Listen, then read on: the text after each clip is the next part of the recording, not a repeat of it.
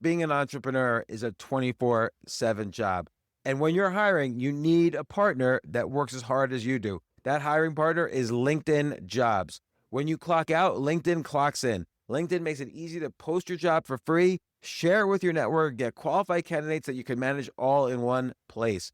For one thing, there you could post a job. LinkedIn's new feature can help you write job descriptions and then quickly get your job in front of the right people. You get qualified candidates. At the end of the day, the most important thing to your business is the quality of the candidates. And with LinkedIn, of course, you can feel confident that you're getting the best. Based on LinkedIn data, 72% of small and medium businesses say using LinkedIn helps them find high quality candidates. Find out why more than 2.5 million small businesses use LinkedIn for hiring today.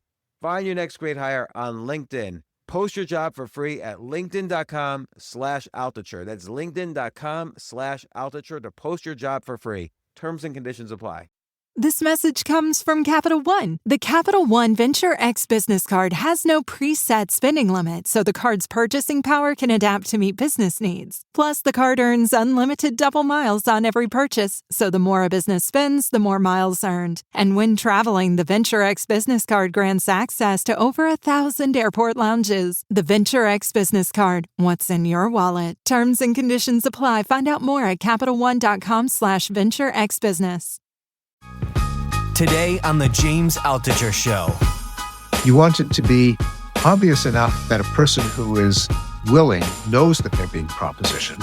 You don't want to be like George Costanza in Seinfeld, where his date invites him up for coffee. He says, no, the caffeine will keep me up. And then on the way out, he realizes coffee doesn't mean coffee, coffee means sex. And the main idea is that laughter, it generates common knowledge. When you're laughing, you know it because it's interrupting your breathing. And everyone around you knows it because it's noisy. The laughter can also be used aggressively, as when the whole room starts to jeer and laugh at something stupid. When you make fun of the preacher, the teacher, the politician, the blowhard, late night TV, where most of the monologues now are jokes at the expense of Donald Trump. It's a way of taking someone down. There, it's taking someone down aggressively. That's why a shared sense of humor is one of the keys to romantic attraction and also the keys to friendship. This isn't your average business podcast, and he's not your average host. This is The James Altucher Show.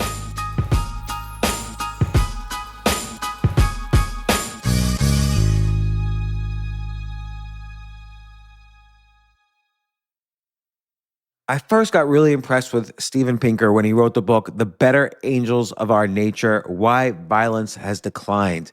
And he basically shows in there that over the past 10,000 years, basically, every single century has been less violent than the century before it. And you might think, oh my gosh, you can't include the 20th century. We had World War I, World War II, atomic bombs, flu pandemic of 1920, Vietnam War, all these wars. How could that have been less violent than the 1800s? Well, it was actually. When you look at per capita, like violent deaths per 1,000 people, it was actually much less violent century than the 1800s, which is a much less violent century than the 1700s, and on back through history. And it's a real nice book of using history to demonstrate optimism. But it's his latest book that is so fascinating that I had to talk to him about it. And it's called When Everyone Knows That Everyone Knows: Common Knowledge and the Mysteries of Money, Power, and Everyday Life. First off, that subtitle, Common Knowledge and the Mysteries of Money, Power, and Everyday Life. You can't just skip over that. You have to find out more. But what he's talking about, what everyone knows that everyone knows, I'll just give an example. In poker, if someone bluffs you, you have to say to yourself, are they bluffing me? Or are they making me think that they're bluffing, but they're not actually bluffing? Or are they bluffing because they know that I might be thinking that they're faking their bluff? And on and on. So there's a lot of interactions in life when there's sort of partial information that each side gives. So an example might be, if you're on a date and you say to the girl, hey, you want to have a cup of coffee up in my apartment just at the end of the date. That's kind of like commonly accepted. That means the guy wants to fool around with the girl. They're not really going to have a cup of coffee. But is that what he means? If she says no, Okay, she just didn't want to have a cup of coffee. So like partial information is given. People don't directly say what they mean. And sometimes it's better that way for a lot of reasons. When you're asking your salary for a raise, sometimes you say, hey, I'd be willing to take on more responsibilities. Can we discuss what this means? So you're not directly asking for a raise, in which case they might directly say no. You're kind of conveying partial information, and then he can decide whether, or she can decide whether to convey partial information back or give you the salary raise or whatever. It's kind of a safer way to communicate. In lots of areas of life, we want to play it safe for good reason. And Stephen and I speak about that. Like, what are these common areas where everybody socially knows what the other person means, but they don't fully say it? And how can you take advantage of the fact that there's this mysterious information being left out? Again, whether it's an everyday life discussion, a discussion about money, a discussion about power, and so on. By the way, Steven Pinker, if you've never seen a picture of him, he looks like an academic. Like, Jay, don't you think he like looks, you wouldn't, if he told you he was like a plumber, you wouldn't believe him. But if he tells you, oh, I'm a professor at Harvard, you completely believe him, right? Yeah, he looks exactly like Einstein. Yeah, he kind of looks like you too. He's got that long white hair. He's got big blue eyes. He's like a beautiful looking male academic. Yeah. It's like the best looking academic I've ever seen. Yeah, he could be one of the two. He either an academic or the crazy musicians. Yeah, he could be a crazy musician, right? He almost, would you say he looks a little like Jimmy Page almost? He does. He almost also looked like Beethoven. That's how I imagine Beethoven would be. Yeah. Okay, I could see that. Beethoven maybe looks a little heavier. Pinker is kind of thin. But who knows? I don't know. Maybe Beethoven was thin too. I don't know. Well, that'll be the subject of another podcast. Meanwhile, when everyone knows that everyone knows common knowledge and the mysteries of money, power, and everyday life with my good friend Steven Pinker, here we go.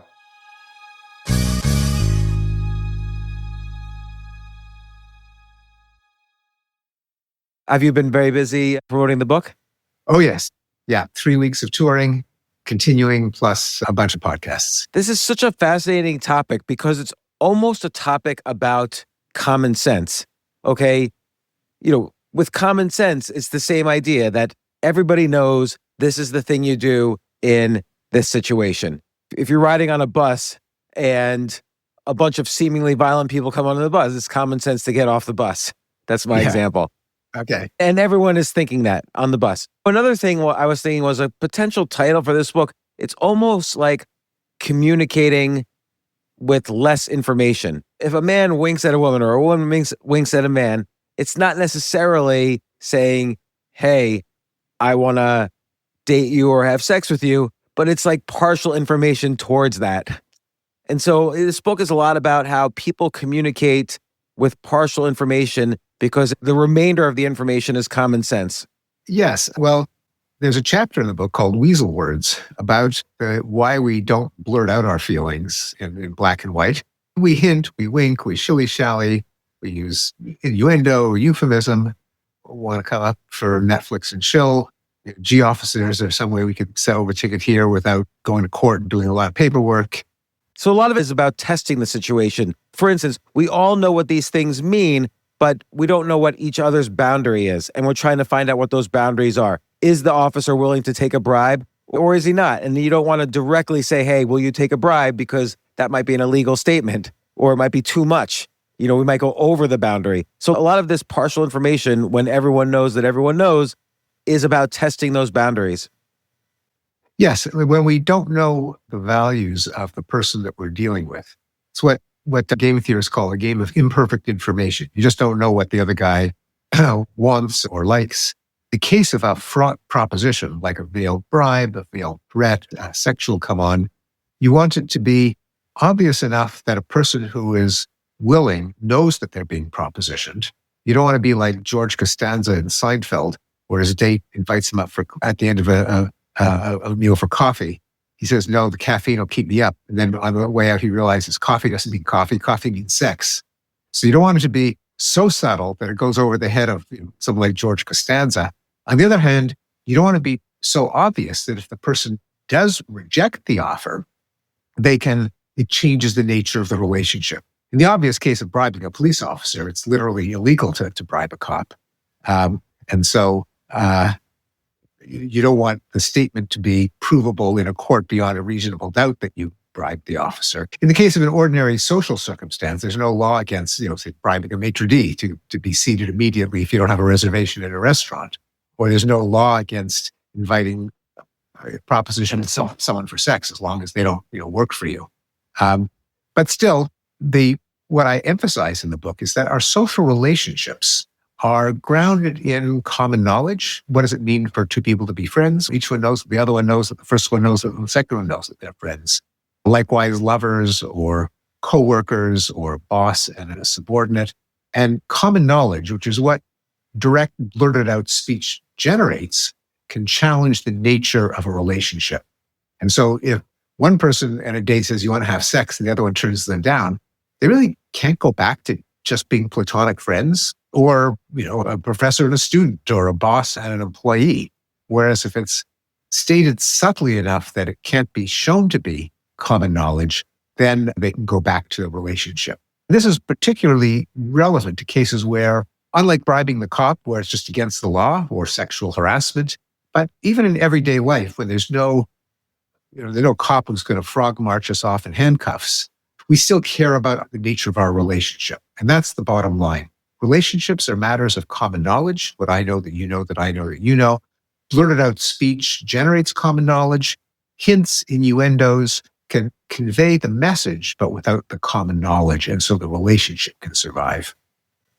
Yeah, and it's also could be the case that this idea of conveying partial information or not blurting out the full honest truth, that the partial information is what everybody is fine with. Maybe the two colleagues who want to have sex with each other, they're fine knowing that each feels that way, but just not saying it. Because like you say, then it changes the nature of the relationship.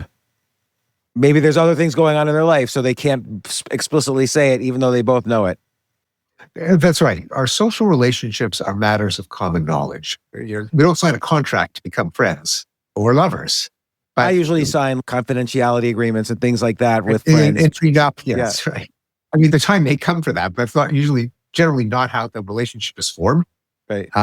When we don't want to change the nature of a relationship, there are some things we just don't say out loud if they challenge the common knowledge that props the relationship up. Conversely, sometimes to establish a relationship, you want to generate the common knowledge. So in the case of lovers, it's the ritual, I love you, and then the return, I love you.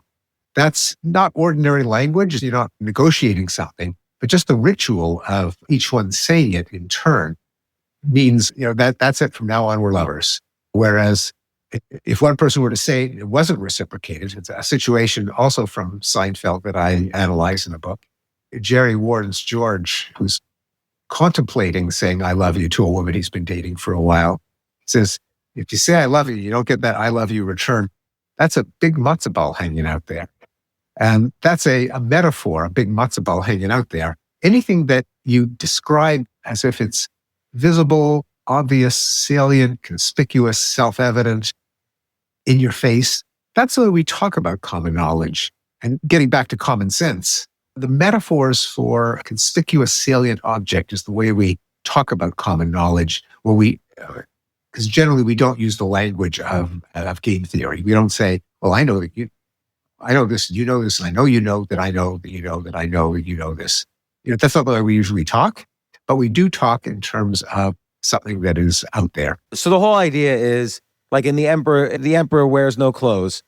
Everybody knows this, but everybody watching knows that the emperor's wearing no clothes, but everybody also knows they shouldn't say anything or they might get killed.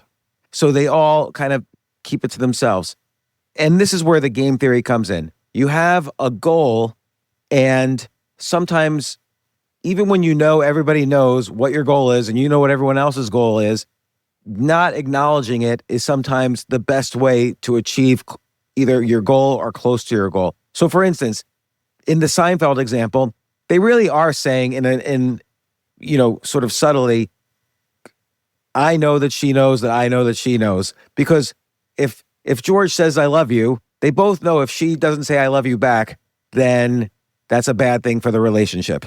And So they are strategizing, offline. So let's say online is when George is actually talking to the woman and saying, I love you. So now they're strategizing offline whether this is a good approach to achieve the goal. And the goal is George wants to have a relationship, perhaps have sex with this girl, whatever.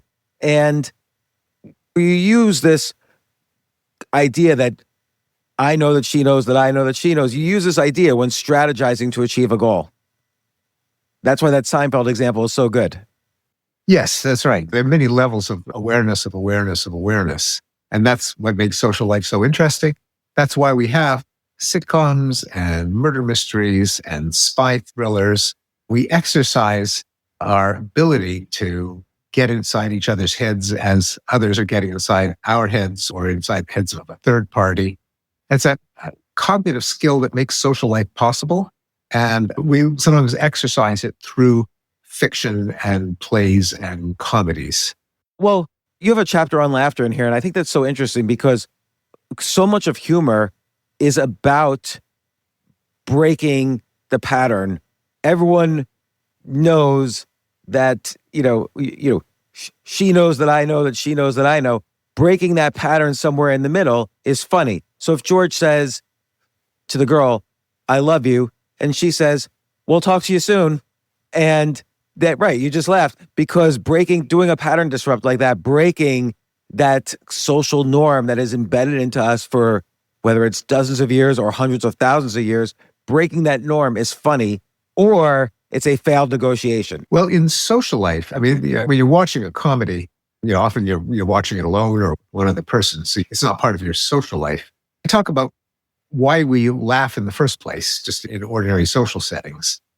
And the main idea is that laughter generates common knowledge. When you're laughing, you know it because it's interrupting your breathing. And everyone around you knows it because it's noisy. And you know that they know that you know it and so on. So you're creating common knowledge of something. What is it? Generally in humor, there's someone whose dignity has been taken down a notch. That can be done aggressively when you make fun of a boss behind his back or you take someone down, the neighborhood gas bag or pompous jerk. But it can also be used convivially when you use self-deprecating humor, you tease yourself, you josh your friends, and it's very enjoyable. Generally, it's not terribly funny out of context. You kind of had to be there. In fact, I cite a guy, a ethologist named Robert Provine, who actually went out and got records of what makes people laugh in ordinary social settings. That is, as opposed to comedy clubs and sitcoms and so on, which are very, a special kind of laughter. Most of the time when we laugh, it's not because someone told a funny joke. It's because there's some everyday social interaction and someone says, oh, what is that supposed to mean? Or you can't be serious. Or you'll never believe what happened when I tried such and such. That's what laughter is like in real life. And I think what it's doing in convivial settings, not when you're taking someone down, but when you're reinforcing a friendship, is you're saying we're all equals. Even though one of us might be better looking or smarter or richer or more powerful than the other, that's not the way we relate with each other. We relate as equals. And so I'm going to make fun of myself. I'm going to gently make fun of you just to reestablish that that's what we're all about. We're all equals in a compact of mutual helping and enjoyment. Right. So it's sort of like a negotiation. Like if you're in a group of people and you make a joke, let's say even a mildly self-deprecating joke, you're expressing this vulnerability, and vulnerability is often currency in a social situation. And everyone sort of knows that. That's a way to kind of, everybody becomes equals. I wouldn't say it's currency, but it's more signaling. It's announcing your intent, your understanding of the relationship. Namely, that I'm not going to lord anything over you. I'm not going to pretend to be superior. I'm not going to flaunt what's so great about me. There might be other circumstances where I want to do that, but not in this circle. In this circle, we're all friends. And laughter helps to do that. But laughter can also be used aggressively, as when the whole room starts to jeer and laugh at something stupid someone said. When you make fun of the preacher, the teacher, the politician, the blowhard, late night TV, where most of the monologues now are jokes at the expense of Donald Trump. It's a way of taking someone down. There, it's taking someone down aggressively. When it's among friends, it's taking us down so that we all are at the same level. We're all equals. We're all friends. But it's interesting you bring up the politics. I find that a lot of conversations now are, let's say it's two people talking and they're meeting for the first time. They don't really know a lot about each other. They know the social norms, but they don't know about each other. And I find that a lot of this innuendos and partial information is, for instance, there's a whole kind of subtext of you don't know if someone's for Trump or against Trump. So there's a lot of back and forth as people try to figure out who each other are until they can have a real conversation about politics. And so there are these times when not everyone knows that everyone knows. So they do various signals and coded language with each other until everyone knows where they stand with each other politically. Yes, that's exactly right. That, of course, is one of the features of everyday social life, for which humor can help. If you laugh at the same things, you're making common knowledge what was previously an assumption that you shared, and or you may or may not have shared. A way of establishing whether you share it is when you make a common knowledge, do you both laugh? And that's one of the things that laughter does. That's why a shared sense of humor is one of the keys to romantic attraction and also the keys to friendship. Laughing at the same things establishes that your background assumptions have been shared all along. And what is it like? And you mentioned Darwin in I'm pretty sure it was the chapter on laughter. What is it about laughter specifically that kind of lends itself to sexual selection? I think that in terms of mating, it's what we were just saying, namely that because laughter is a signal that when it is reciprocated, when it spreads contagiously, and we know that laughter is contagious, it's a signal that background assumptions that you carry with you are the same as everyone else's, particularly the background assumptions about someone's lack of prestige, dignity, standing, dominance. Since a romantic relationship involves shared interests, you're in it together. What's good for me is good for her and vice versa. Laughing at the same things establishes that our understanding of the world overlaps a lot. Do you think it is about shared interests, or do you think, like, looking back to evolution and biology, I know this has been an interest of yours for many books, is it that laughter somehow signifies that, let's say it's the man making the woman laugh, does that sort of signal maybe the man has enough intelligence to be the protector, to be the hunter, whatever? I'm just making this up. I'm not an evolutionary psychologist, but what's the connection there? Yeah, anything that flaunts a talent, a virtue, an asset can be sexually attractive. Not necessarily for the man protecting the woman against kidnapping or predators, but it's also the quality of the person's genes. Your kids are going to be 50% from them and 50% from you. You want to make sure that the 50% that isn't you are the best genes possible. And so that's why each member of a couple values positive traits in the other, together with the fact that those positive traits can actually affect them as they're being exercised in everyday life, whether it's for protection or solving problems, or life presents lots of conundrums. And if you have a partner who's good at solving them, that helps both of you, together, and protection when that is necessary. But it isn't just for protection. It's not something that doesn't have to be that simple. But in general, anything positive, athletic ability, musical ability, intelligence, health is desirable in a mate. So I guess health is something that's very plain and easy to see for the large part. And humor, I guess, is something that's plain and easy to see. I don't need to carry around a musical instrument everywhere. I just can make someone laugh. Yes, and someone who's quick-witted.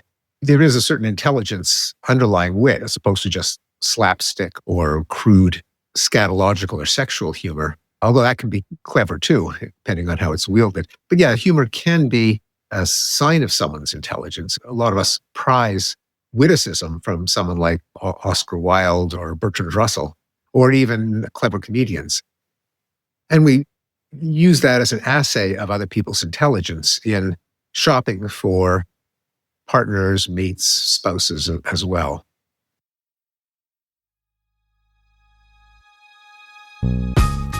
Take a quick break. If you like this episode, I'd really, really appreciate it. It would mean so much to me. Please share it with your friends and subscribe to the podcast.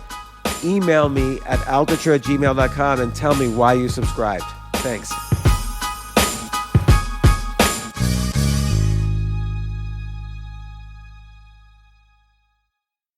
So I have started many companies. Some did well, some did not do as well. I've also run many companies, I've advised many companies, and I've been involved in all aspects of the hiring process, whether sometimes I would have to hire a CEO, but sometimes software developer, sometimes designer, sometimes head of sales or business development.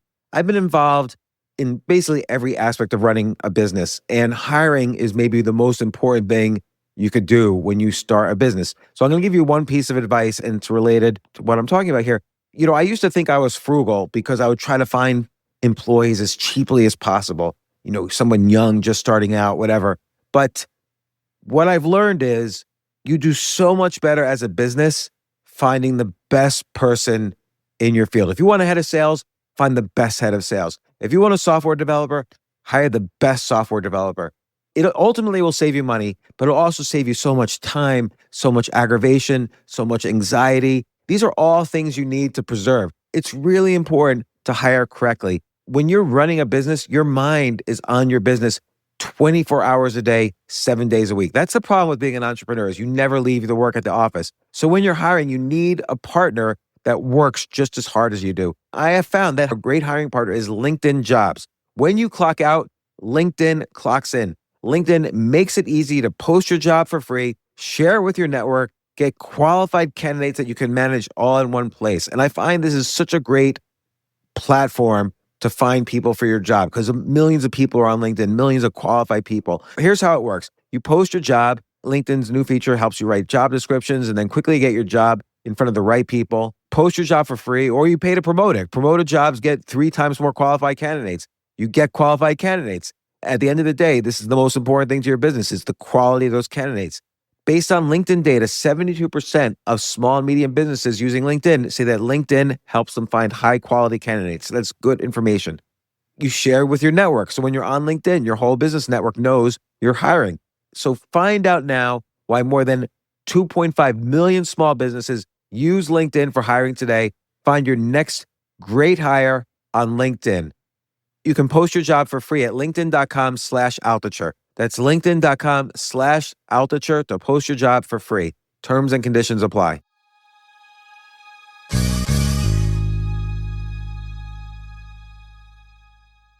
Being an entrepreneur is a 24/7 job. And when you're hiring, you need a partner that works as hard as you do. That hiring partner is LinkedIn Jobs. When you clock out, LinkedIn clocks in. LinkedIn makes it easy to post your job for free, share it with your network, get qualified candidates that you can manage all in one place. For one thing, you could post a job. LinkedIn's new feature can help you write job descriptions and then quickly get your job in front of the right people. You get qualified candidates. At the end of the day, the most important thing to your business is the quality of the candidates. And with LinkedIn, of course, you can feel confident that you're getting the best. Based on LinkedIn data, 72% of small and medium businesses say using LinkedIn helps them find high quality candidates. Find out why more than 2.5 million small businesses use LinkedIn for hiring today. Find your next great hire on LinkedIn. Post your job for free at linkedin.com/Altucher. That's linkedin.com/Altucher to post your job for free. Terms and conditions apply. We're spending more than ever. I hate my job. The price of everything has gone up. AI is threatening my job. It's crisis after crisis. Nothing is working out. I can't find a job. We're one disaster. Take control of change. I need a change. Disruption is the force of change. Stop the chaos. Stop the madness. Take control. Read James Patterson's Disrupt Everything and Win. So, the concept of thinking in this, I know you've used the word recursive. I'm trying to avoid that word. But the concept of, just because most people don't think that this is, because it could go on forever. Oh, he knows that she knows that he knows that she knows it. It could go on forever. So that's what people mean when they say this is recursive. But a classic example, and maybe the most practical example in real life is something like poker, where someone's bluffing and you think to yourself, are they bluffing, or do they think that I think that they're bluffing? Or do they think that I think that they're bluffing, so now they really are bluffing? And then it could get recursive, where it could go on forever, where you're trying to determine if the person's bluffing or not, but it depends on how much they're thinking about whether you're thinking about their bluffing. So that's when it can go on forever. And there's no real answer to how to solve that problem other than observation. Is that how this person plays poker. Or the same, even simpler, rock, paper, scissors. If I do rock 2 times in a row, you could think, is he just doing rock forever? Or now does he think, I think he's doing rock forever, so now he's going to do paper? Or, whatever. Yeah, I do analyze those, particularly in the previous book called Rationality, where I have a chapter on game theory. I talk about what are called outguessing standoffs. But I talk about them again in this book because, as you note, they do pop up and they do involve, again, to use the fancy schmancy word, recursive mentalizing. That just means trying to get inside someone's head as they're trying to get inside someone's head, maybe yours, maybe someone else's. So that's recursive mentalizing, but it's just getting inside, reading the mind of a mind reader is the way I put it. And indeed, poker is an example. Rock, paper, scissors is another one. In sports, the penalty kicker wants to know whether the goalie is going to guard left or right, and the goalie wants to know whether the kicker is going to kick left or right. Each one of them is trying to get inside the head of the other one, getting inside their head. The solution in those cases is to be random. That is, if you have some predictability, as you noted, or if there's some tell, if you give away your intention by leaning, twitching, then you give your opponent an advantage. That's why we have the expression a poker face. That is, you don't give away even in a micro expression the kind of hand you're holding, and you can't. And randomness is essential. So in poker, you can't bluff all the time because then your opponent will call your bluff. You can't bluff none of the time because then you won't be pressing your advantage. And so a skilled poker player bluffs not like mentally flipping a coin. It can't be 50-50. It really does depend on the value of the hand that you have. But depending on the payoff of being wrong in each direction, you randomize. And that's the optimal strategy in an outguessing standoff. And so given that, let's say given your book, given that you wrote this book, how can one take this information and maybe use it in a setting like poker or rock, paper, scissors? And the reason why I'm asking about those 2 games is games in general are a safe way to practice life's more difficult situations. So poker might be like a game-like simulation of real-life negotiation, for instance. So that's why these concepts are so important for very important things like 2 countries negotiating, nuclear weapons. So given what you write in this book, how can one use this knowledge and information to better themselves to deal with life situations? Well, it's not directly a kind of how-to book or a lifestyle. I understand. Yeah. But I think every social interaction involves either creating or denying common knowledge. And just to be aware of how that goes on can give you more insight. I think probably can be parlayed into greater, we have the expression social skill, savoir-faire, not being too far along the spectrum, being savvy. So I like to think that the book gives you a way of thinking about what actually social skill is. A lot of it is either negotiations like the one we talked about in terms of a veiled bribe, a veiled sexual come-on, veiled threat. That is, how subtle versus blatant do you make your propositions so that they don't go over the head of someone who really wants to accept them, but they don't offend or insult someone who doesn't want to go along with them. So, that kind of calibration. And it's a calibration, as we talked about before, not just in terms of concrete rewards and punishments, like being handcuffed or going free without a ticket, but also in terms of one of the things that the book tries to explain is what are the non-tangible social outcomes? What is it? Why do we sometimes feel awkward? Why do we feel embarrassed? Why do we feel ashamed? Why do we feel guilty? Why do we feel outraged? Those are the rewards and punishments in everyday life that we're constantly negotiating when we calibrate our level of speech. Or it may not be just speech. It can also be, when do you laugh? When do you make eye contact? Also, in the final chapter of the book, which is called Radical Honesty, Rational Hypocrisy. So I take up the question, which all of us have to deal with, which is, when do we just kind of cut the crap and blurt out what we mean? Would it be good if we did that all the time? Should we dispense with the white lies and the genteel hypocrisy and the politeness and the beating around the bush and the shilly-shallying and just kind of let it all hang out? And the answer is obviously no, we should not. There's a reason for hypocrisy. And in cases where people have to be brutally honest all the time, life is hell. There are fictional scenarios in which that's worked out for the amusement of the viewers, like the movie Liar, Liar.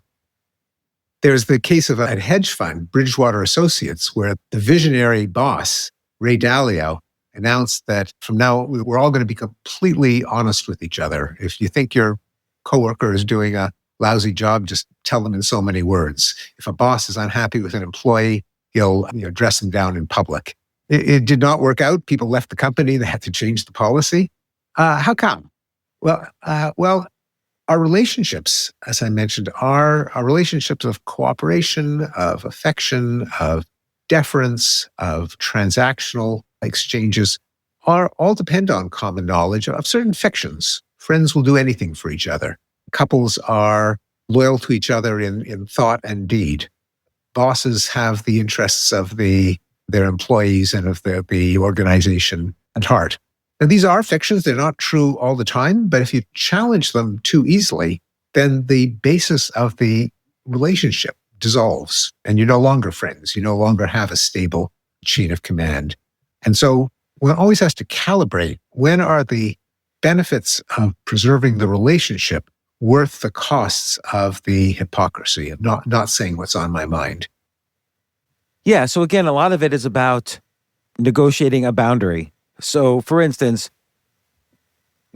let's say the boss in general has the employee's emotions and success at heart.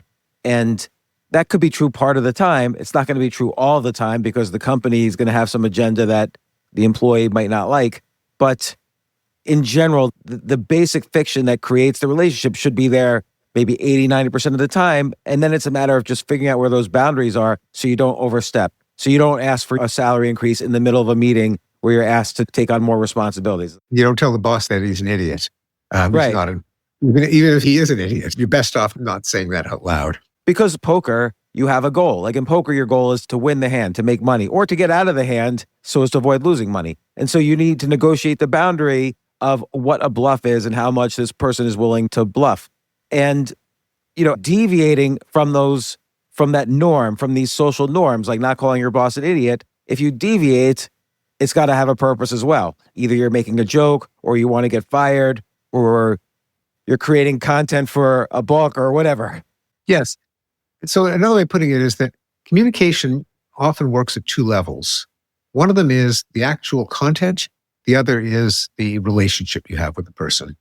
And since you have to keep both in mind, a lot of verbal communication, even a lot of nonverbal communication, consists of what to do when those are in tension. A simple example is just a polite request, like if you could pass the guacamole, that would be awesome. That's kind of a weird thing to muse about, these hypothetical world in which you would be passed the guacamole, and awesome is a little bit of an exaggeration. Nonetheless, it's better than just barking a command at a stranger or a friend. Give me the guacamole. Well, then you're kind of treating them like a servant or an underling. You don't want to do that. So you calibrate the politeness so that what you want can be figured out, but you're not ruining the relationship by seeming to treat them like an employee or a servant. Likewise, with a lot of the requests that we have to make in life. Now, sometimes, as any couples therapist would say, their couples can have a long history of preserving the peace in the home by one person deferring to the other. Some things are not worth fighting about. I'll just let her have her way. That's more important. It's more important that we be at peace than I get my way in this circumstance. But if there's a long history where one member of the relationship is always getting their way and the other one is always getting the short end of the stick, that the subordinate always defers because they expect that the other partner will stand their ground, and they stand their ground because they can count on their partner always giving way, that can become pathological. It can lead to resentment, and the time may come where you risk the conflict, the unpleasant feelings. You challenge the nature of the relationship if the terms have gotten too unfavorable. It's interesting because you say this is not a self-help book, and obviously it isn't. I just want to repeat, there's so many interesting stories and examples, pieces of knowledge and history that you draw upon when writing this book. It's just a fascinating book to read. But I always wonder with these books on the danger of being too academic. I always try to extract something where I could use in my life. And in this case, whether it's intended or not, what this tells me is having a catalog in my head of what the norms are in society. What are the different types of communication of partial information and how to understand those? Having more of a sense of that than the people I'm talking to gives me somewhat of an advantage in life. For instance, if I'm an employee asking for a salary from the boss, I might want to know what types of communication can elicit information from him that I could then make use of to later ask for a salary increase. Yes. So I like to think that people who read my book will just see social life, every aspect of social life in a different light. Hope that there's just more insight as to what's going on with all the rituals, the role-playing, and the games people play. There's a logic to them. They're not just arbitrary rituals. You're not just like an actor assigned a role and you just read the lines. There's constant thinking, negotiation. As we've discussed, there are outguessing standoffs where you want to be a little bit unpredictable, or you don't want to have a tell that reveals your values. There are cases of calibrating the level of bluntness versus indirectness. There are cases of being aware what nonverbal signals like eye contact and blushing and tears can do. So I like to think that you'll never see social life the same way again once you understand the hidden logic behind them. And there is a hidden logic. It's not arbitrary. It's not irrational. I mean, it's irrational if you just write down what's happening. Because I think if you understand how our relationships depend on common knowledge, often unstated, that our communication either reinforces or challenges the common knowledge that establishes a relationship, then you're not just a spectator. You've got to kind of play color commentary on social life in the back of your mind. Yeah, and then there's also a certain flexibility in all of this. So if any one of these sort of social norms, or when everyone knows that everyone knows, is too fixed in society, then it almost becomes useless. Because, like you mentioned about poker, if I know you always bluff, then I'm going to wait to have a good hand and you're going to bluff and then I'll win the game.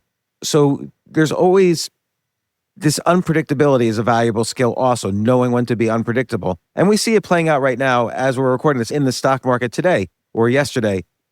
Friday, Donald Trump said, I'm going to put 100% tariff on Chinese goods. And the stock market crashed. And the whole analysis over the weekend was, here's the Donald Trump playbook. He announces some extreme, tariff, and then he sees what happens, and then he backs off slightly. The market always falls, and then it goes up. So that's like the playbook. But if he always did that, if any negotiator was totally predictable, then he's useless as a negotiator. So then there's always the fact that, Donald Trump's also unpredictable. So is this one of those times when he means it, or is he being unpredictable? Or, so there's a lot of analysis of these types of communications, and it plays out. And then the stock market is an example of the world judging, basically voting what it thinks. Is he being predictable or unpredictable? And then the market will go up or down accordingly. So this sort of stuff plays out in everyday real life, and having kind of an understanding of how these rules work is very interesting. Yes, indeed. I mean, the stock market is a good example because it's, aside from the actual productive value of stocks, namely you own a share of the factory, and when the factory sells widgets at a profit, you get that percentage of the profit. I mean, that's technically what shares are or stocks are. But of course, that's not the only reason that people invest. They also hope that they can sell it at a profit in the future because they hope that other people might want to buy it and sell it to still other people in the future. Greater fools, as they sometimes call them. And so that's what speculation is, or commodities like cryptocurrency or real estate. And as you note, in a market, because prices are common knowledge and prices reflect instantaneous supply and demand, it's a game that you can't win on average. Some people win some of the time, But to the extent that the market is efficient, if you think you've got a hot tip on a company that's going to make an insanely great new gadget or some commodity that you predict everyone's going to want more of tomorrow, probably everyone knows that as well. And so the price has already been bid up. If you buy it at that price, you're not going to be rationally be able to sell it at a profit in the future. Sometimes you can, but just as often, the bubble will pop when the market starts running out of greater fools. That's why the standard advice for ordinary investors is buy an index fund, just a basket of securities. Don't think you're smarter than the market. Just be content to share in the overall appreciation of the market as productivity improves. Right. So again, I'm curious, like when you were, like I think of some of your books, The Better Angels of Our Nature. That one had such a beautiful and concise impact on me, actually. Just this idea that's just so stunning that actually violence has decreased over the past every century, over the past several thousand years. And exactly at a point where you sort of feel looking at the newspaper that violence has increased. Like it's a very contradictory kind of conclusion in the book, but it's beautiful and optimistic how you explain it. And I understand this is a message that I've then repeated to many other people and quoted your book and so on. And so with this one, I'm curious, what made you sit down and write this? Where I would say the conclusion from this is basically to become more aware as much as possible of all the hidden signals that exist in this universe of when everyone knows that everyone knows. Yeah, that would be the main practical goal. It's also, I like to think of it as a kind of mind candy. There's some ideas in there that are kind of mind-boggling when you're exposed to them. One of the privileges that I have as being an academic, a professor, a scientist, is that I just get to learn about these ideas that are sometimes buried in the academic literature. If you read them in the academic literature, you can't understand a word they're saying because it's so, the prose is so soggy and it's academese. And I often get a sense from the people in the field, like this is really hot stuff. This is really a fascinating idea, but it's buried in academia. And my niche is I try to explain them in a way that any curious person can understand. Because often the ideas they're not impossible to understand. It just takes someone to try to do the work of explaining them clearly. So that's what I try to do. And there are ideas, the idea of common knowledge itself, how it underlies coordination, how it's not just common sense. There are lots of surprising implications of common knowledge, how there are bits of game theory, which that all of a sudden makes it sound like some kind of mathematical, academic, obscure subject that's impossible to understand. But a lot of it is just explaining the hidden logic of everyday life. And you suddenly, I hope, readers will just have all these aha moments like, so that's why it works the way it does. That's why their Super Bowl ads are so often commented on. That's why people hoard toilet paper in an emergency. That's why the US doesn't officially recognize Taiwan, even though it's a sovereign state. That's why we blush, even if we haven't done anything wrong, just because other people think we've done something wrong. I think there are all these mysteries where there really is a clear logic behind it. And I do my best to make that comprehensible to my readers. Can you explain your idea on why people hoard toilet paper?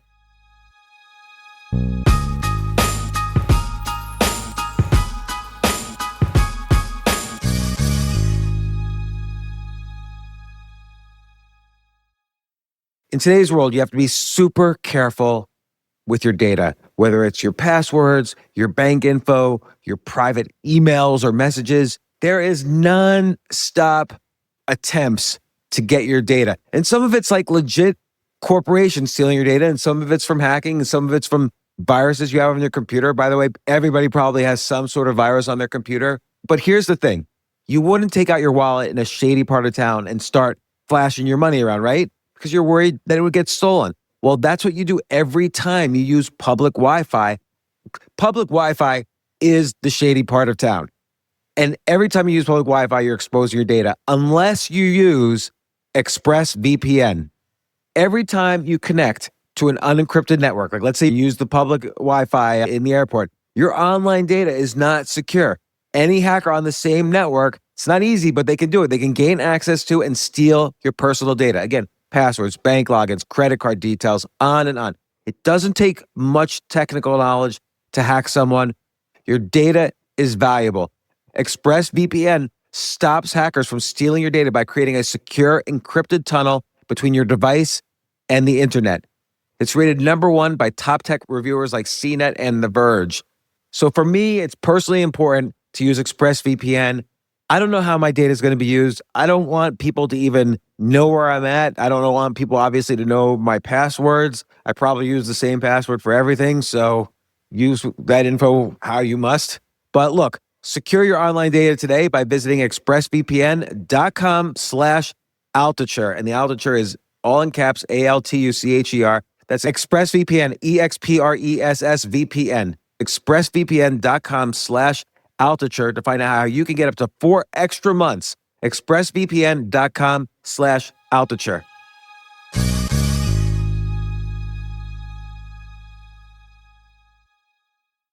This is what I've been waiting for. Look, I've done 1,500 podcasts, a ton of podcasts about health and particularly anti-aging. I've had on every anti-aging expert on the planet. And finally, gummy bears to help me with anti-aging. These are the first ever longevity gummies powered by MitoPure, a delicious, easy way to put more energy into your day and to treat yourself.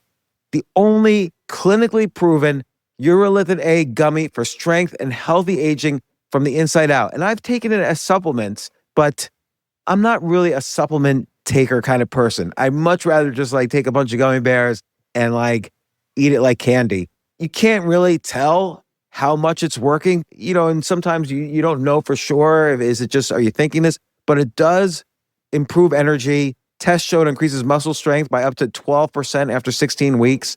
These gummy bears deliver 6x more urolithin A than a glass of pomegranate juice, which, by the way, I was taking a ton of pomegranates as well. So this is the #1 doctor-recommended urolithin A supplement. It's vegan, gluten-free, non-GMO, Clean Label Project certified, NSF content certified, and free of major allergens and artificial ingredients. MitoPure is the only clinically proven form of urolithin A. So if you want to stay strong and energized now and as you age, then you have to try MitoPure gummies. My friends at Timeline are offering 20% off just for my listeners. So head to timeline.com/Altucher to get started. That's timeline.com/Altucher. Your cells will thank you.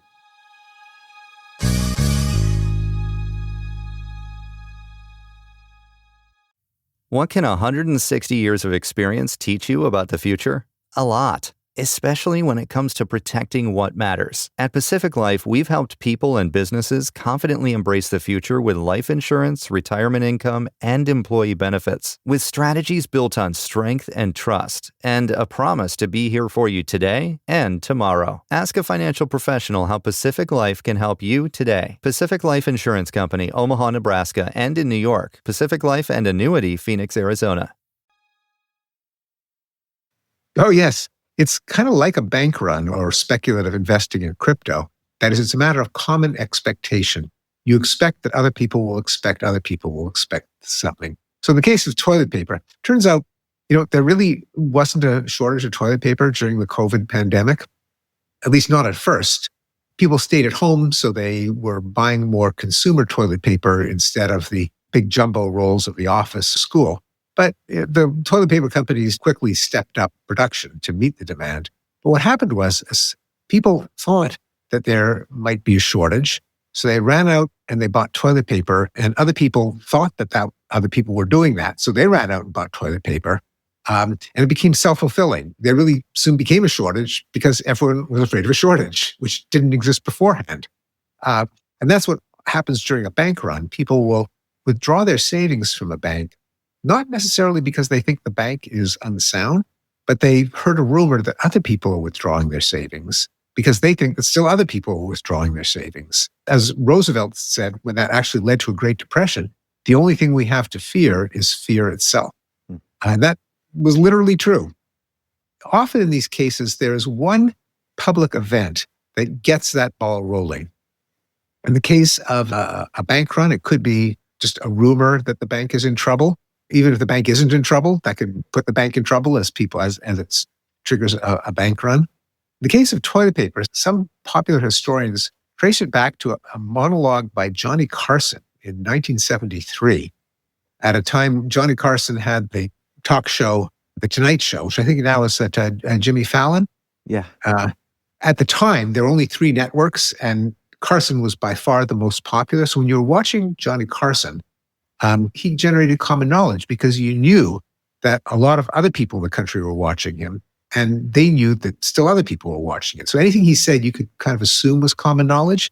One night he just made a joke about, it was in the middle of the oil crisis, and he said, there's shortages of everything these days. There's shortages of oil, there's shortages of meat. Have you heard the latest? I read it in the papers. There's a shortage of toilet paper. And, kind of got a laugh. It turned out it wasn't true at the time, but it actually became true after he made that joke, as everyone ran out to get toilet paper because they thought everyone else was running out.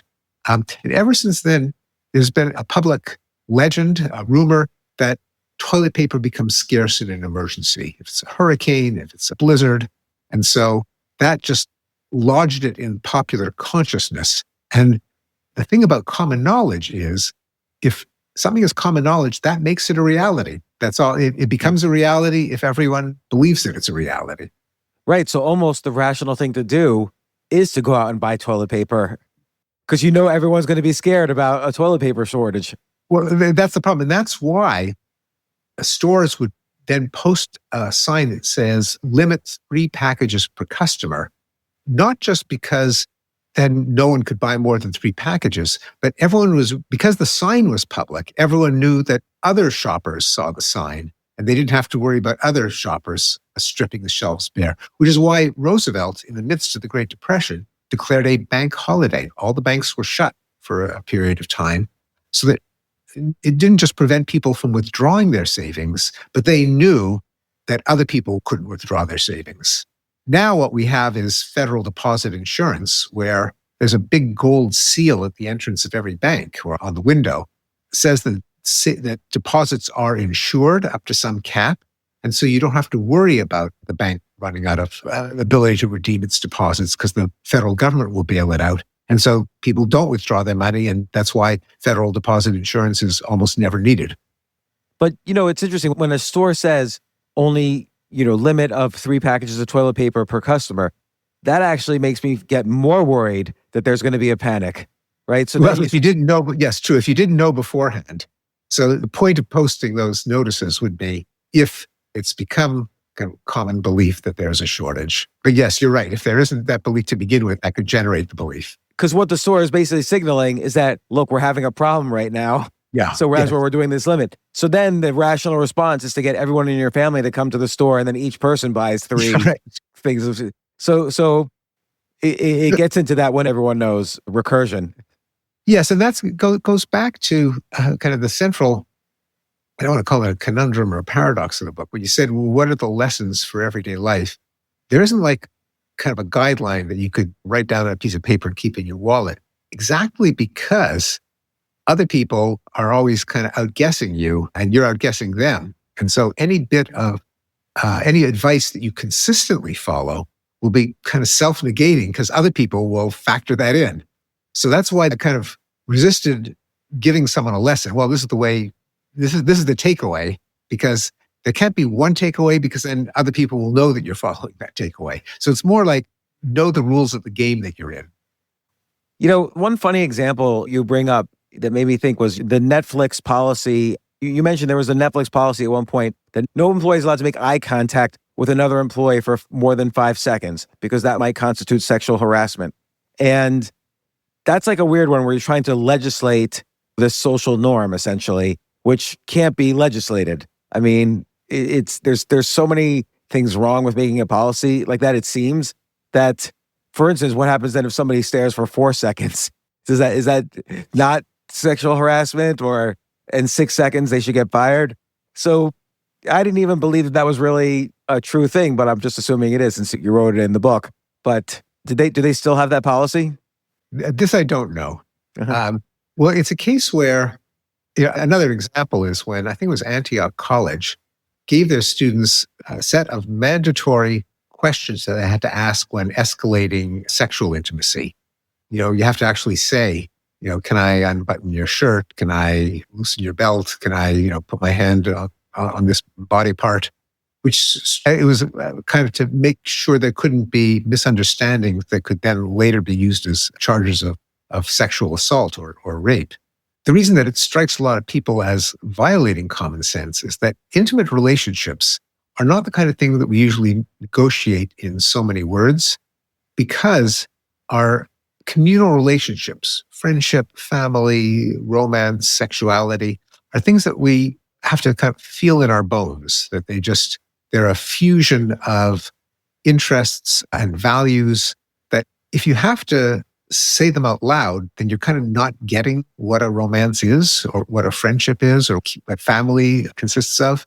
It's got to be something you just feel. And if you have to say it, that means you don't get it.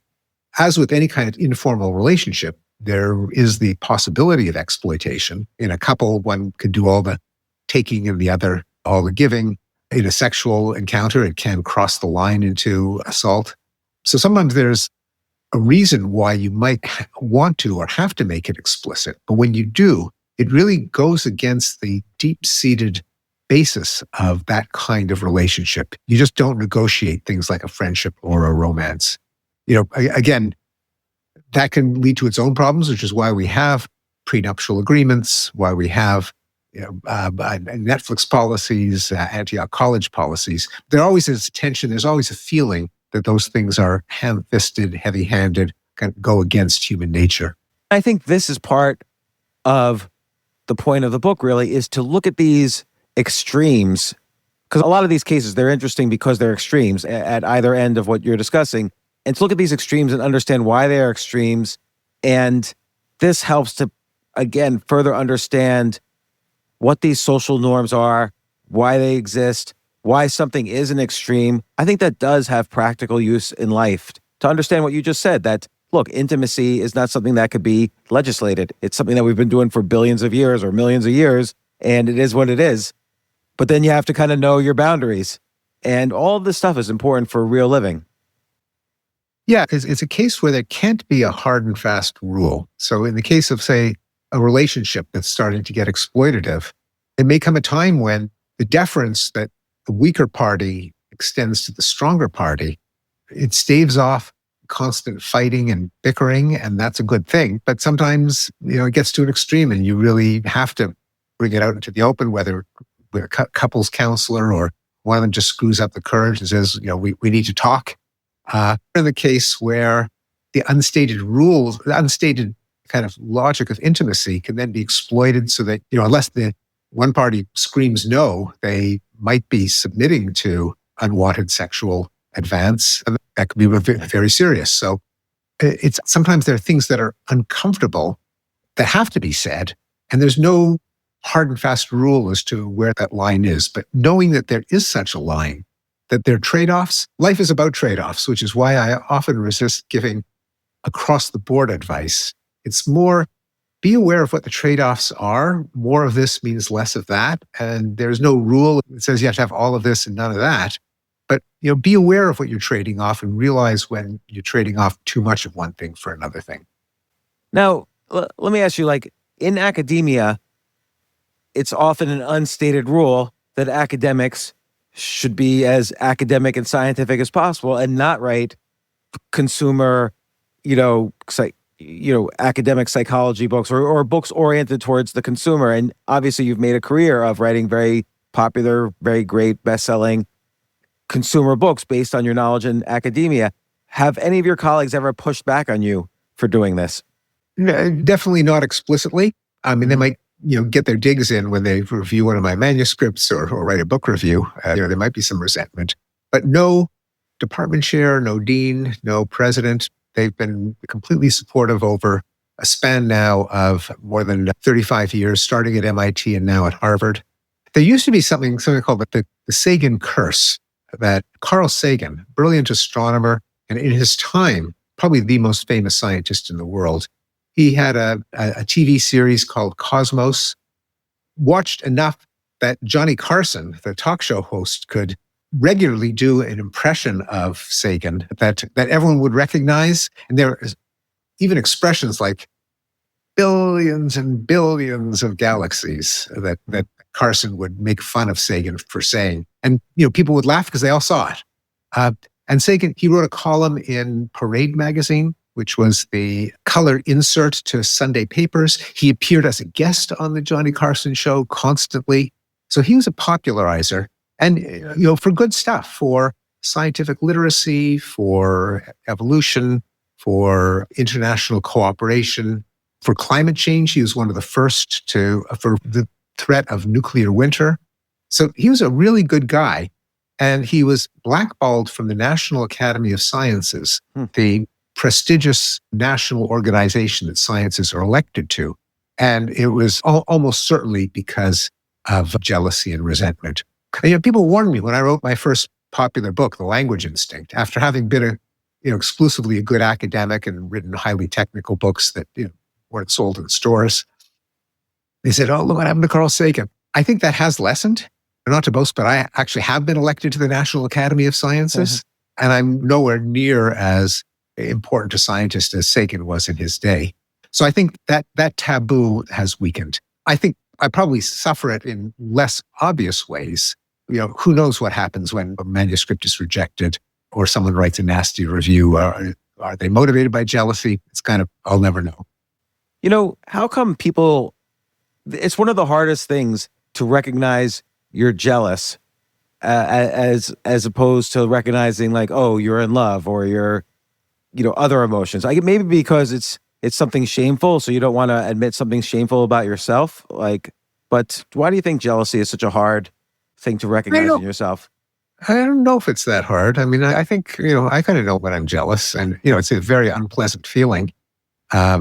Sometimes it's necessary to safeguard a romantic relationship to, it's not okay for your partner to sleep with someone else or even to divert attention and affection from you and lavish it on someone else.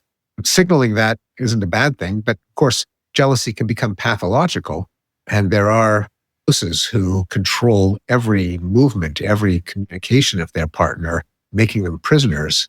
As with everything in life, there's kind of an optimal amount, and it's good to be aware of it, including in yourself. Like as you say, sometimes you're not aware maybe that you're motivated by jealousy. I think most often people are, but still you have to know when to control it, when to express it. If your partner laughs at someone else's joke, are you suddenly jealous? Because, maybe they'll end up sleeping together. And so I'm going to make sure that she or he is never in a social situation like that again. That can be suffocating. Again, it's a matter of calibration. Yeah, but it seems like when you inflict, negative consequences on someone else because of that jealousy, but you rationalize it by saying, oh, this academic paper, for instance, is no good, so we're going to reject it. I feel like in those cases, if they recognize they're jealous, they'll say, oh, this academic paper is good, and so I shouldn't just let my jealousy reject it. I think those are more subtle examples of jealousy. No, that's a great example, and it is an important point. It gets to the whole phenomenon of self-deception, that you've got a motive that you don't want to confess to because you can't defend it, so you hide it maybe even from yourself. So first of all, so they know you don't give off any tells, other people can't tell that you're acting out of an inappropriate motive, but you don't inhibit yourself either. And you're right that from the point of view of, if I really am jealous of someone who's getting, all the fame, all the attention, all the money, I have their anonymous manuscript to review. If I don't acknowledge, I'm jealous of that bastard, I might think, this paper is a piece of junk, and not realize that judgment is actually being contaminated by my jealous feelings. So you're absolutely right. Being aware of your own emotions so you can discount them when they contradict your values is just an important skill in being a mature, competent, effective adult. But a lot of people seem to not realize that is an important skill. And how do you practice that skill? No, it's true. And that's a lot of what goes into wisdom is, what we call wisdom is acknowledging your own self-deception, trying to overcome it, trying to realize things about yourself and other people that were previously hidden from you, that you may not be able to avoid altogether, but you can reflect on, you can take into account, you can compensate for. I think that's what goes into social skill when we deal with each other, and it's what goes into wisdom when we deal with ourselves. Well, Steven Pinker, once again, such a great pleasure to have you on the podcast. This was such a fascinating book, When Everyone Knows That Everyone Knows, and the subtitles Common Knowledge and the Mysteries of Money, Power, and Everyday Life. Who doesn't want to know the mysteries of money, power, and everyday life? If you're interested in the mysteries of money, power, and everyday life, you absolutely have to buy this book. What a great book. So thank you once again, Steven Pinker. And of course, you've written many great books, Enlightenment Now, Rationality, The Better Angels of Our Nature, on and on and on. These books are like 6,000 pages long each one, so you must spend all your time writing. I'm exaggerating.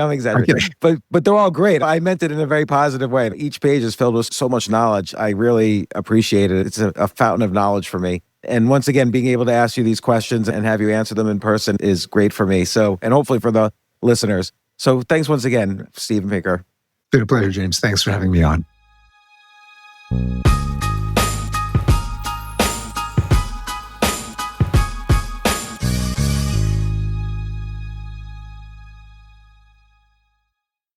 This October, Fear is free on Pluto TV with horror movie collections from Paranormal Activity, The Ring, You will die in 7 days, Scream, and From Dusk Till Dawn. This is my kind of place. And don't miss the man-made nightmares in Mary Shelley's Frankenstein or the world-ending chaos in 28 Days Later. There's something in the blood. All the scares, all for free. Pluto TV. Stream now, pay never.